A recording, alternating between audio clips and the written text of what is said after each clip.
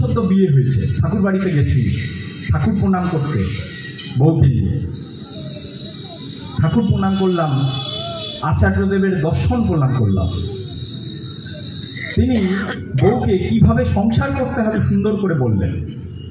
তারপরে আস্তে আস্তে একটা সময় নাটমণ্ডপ থেকে উপরে উঠে যাচ্ছেন ঘরে। আমরা জানি যে ঠাকুর যখন দুপুরবেলা বিশ্রামে যেতেন তখন ঘরের দরজাগুলো বন্ধ থাকতো, জানলাগুলো। দূর দূর থেকে যে মানুষগুলো আসতেন ঠাকুরের কাছে, তারা অপেক্ষা করে থাকতেন ঠাকুরের ঘরের দরজাটা কখন একটু খুলবে, কখন একটু ঠাকুরের মুখটা একটুখানি দেখব। উৎসুক হয়ে আসতেন, ঠাকুরের মুখটা এক পলক দেখতেন, আবার যে যার মতো হেঁটে চলে যেতেন।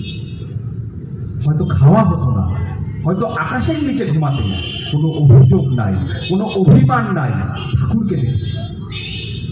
আমরাও ঠাকুর বাড়িতে যাই আমার প্রিয় পরমের দর্শন করতে, আচার্যদেরকে দেখতে, তাকে একটুখানি দেখার জন্য আমরা অপেক্ষা করে থাকি। তিনি যতক্ষণ না পর্যন্ত ঘরের মধ্যে ঢুকছেন আমরা ওই রোদে হাত জোর করে দাঁড়িয়ে থাকি তো থাকি কেন? ওই একটুখানি পর্যন্ত যতটুকু দেখা যায়।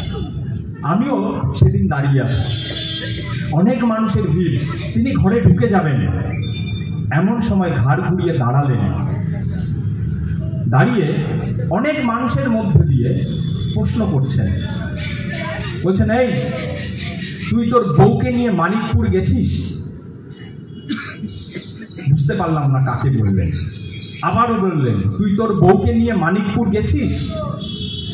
সবাই আমার দিকে চেয়ে আছে। তখন আমি বুঝলাম আমাকে বলছেন। আমি হাত জোর করে বললাম, আগে যাইনি। স্নেহের সুরে ধমক দিলেন, তা যাবি কেন? সারাক্ষণ পড়ে পড়ে ঘুমাবি আর উল্টো পাল্টা খেয়ে বাড়ি গিয়ে পেট খারাপ করে বাড়ি যাবি।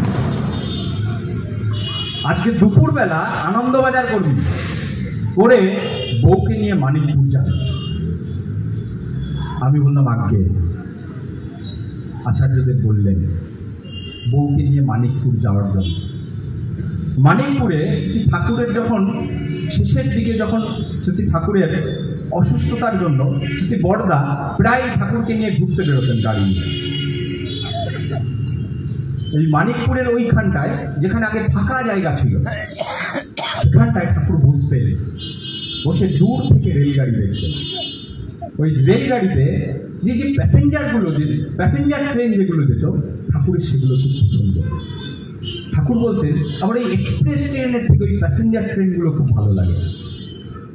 সব স্টেশনে দাঁড়ায়, সব মানুষগুলোকে নিয়ে যায়। এক্সপ্রেসগুলো ওই বাছা বাছা মানুষগুলোকে নেয়, ও আমার ভালো লাগে না। তাই পরমদয়াল শ্রী ঠাকুরের জগতে এসে দেখলাম তাই মদ মাতাল থেকে শুরু করে বউ পেটানো লোকও ঠাকুরের জগতে এসেছে, ভুল করে ঠাকুরের কাছে এসেছে। ঠাকুর তাকে শুধরে দিল। তার কাছে কোনো বাজ বিচার নাই, কোনো বাছা বাছা স্টেশন না, সব স্টেশনে দাঁড়াবো, সব মানুষগুলোকে তুলবো। পরিবর্তন হচ্ছে জীবনে, এখনো চলছে। তাকে নিয়ে গেলাম, বউটাকে নিয়ে গেলাম মানিকপুরে। সেখানে যুগল মন্দির আছে।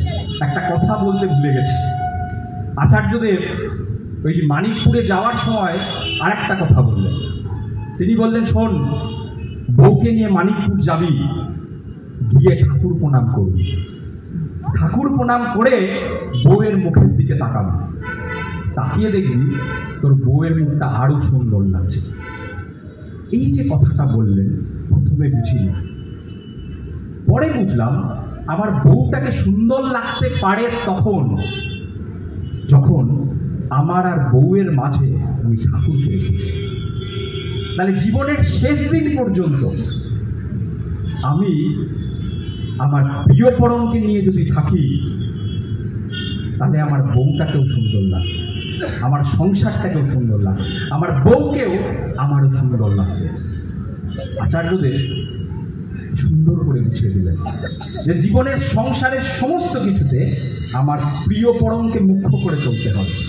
ঠাকুরের একটা কথা পড়ছিলাম, ঠাকুর বলছেন যে তোমার মাথা স্ত্রী পরিবারেই লেগে আছো, কিন্তু বিয়ে করেছি, সংসার হয়েছে। এই প্রসঙ্গে একটা ঠাকুরেরই বলা